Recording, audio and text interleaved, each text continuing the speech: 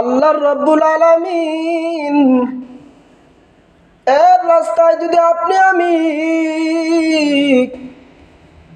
ত্যাগ কুরবানি করতে না পারি, বাংলা একটি প্রবাদ আছে, তুমি যদি অন্যের জন্য লড়ো সেও তোমার বিপদে তোমার সাথে লড়বে। তুমি যদি অন্যের জন্য একটু নিজের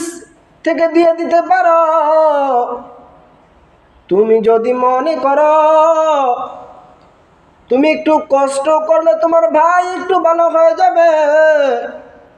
তুমি একটু কম নিলে সে আর একটু ভালো চলতে পারবে,